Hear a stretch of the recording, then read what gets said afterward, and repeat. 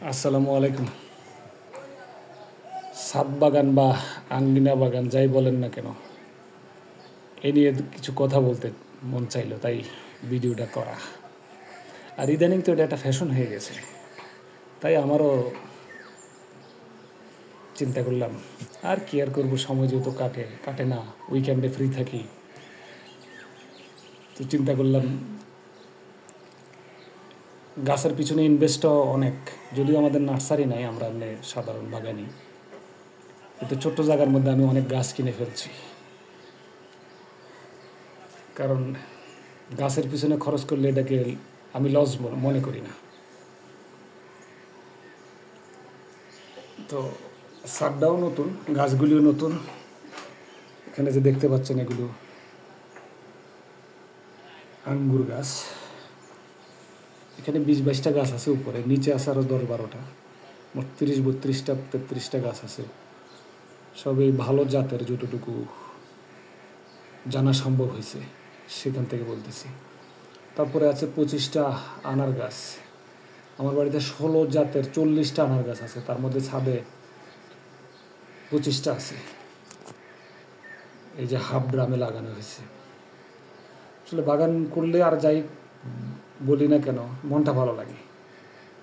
দেশে না থাকা সত্ত্বেও দেশের বাইরে থেকে আমি সারাক্ষণই চিন্তা করি, আর উইকেন্ডে ফ্রি থাকি, তখন ওই বিভিন্ন নির্দেশনা বা অনেকের ভিডিও দেখে উদ্বুদ্ধ হই, ভালো লাগে। এই জন্যেই চিন্তা করলাম আসলে আধুনিক কৃষি ইন্টারেস্টিং, এটা করা যেতে পারে। যার যেখানে জায়গা আছে, যার যার অবস্থা অনুযায়ী করা যেতে পারে।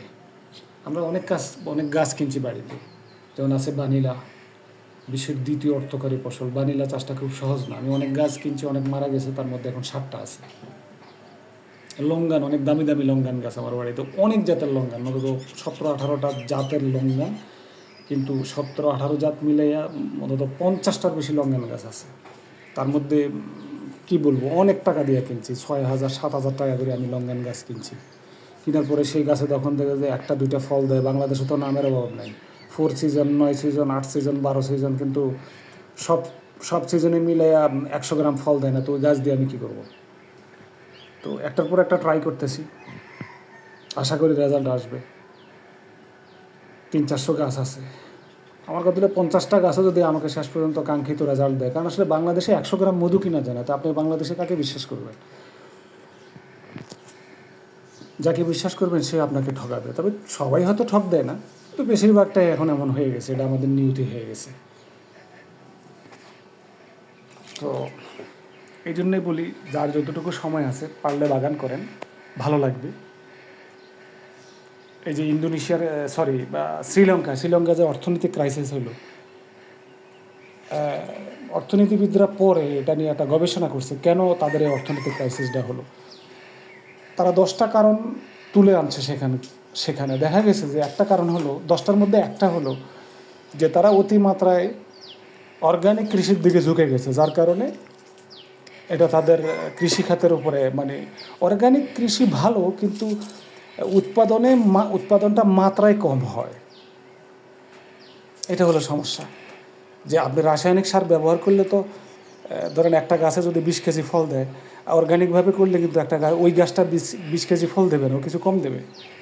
আপনি যে খেতে 5 মণ ধান পাবেন, ওই পরিমাণ জমিতে কিন্তু আপনি যদি অর্গানিকভাবে করান, ওই পরিমাণ ধান দেবেন, আপনাকে কম দেবে। কিন্তু হ্যাঁ, কোয়ালিটিটা ভালো, গুণগত মান ভালো, এটা ঠিক আছে।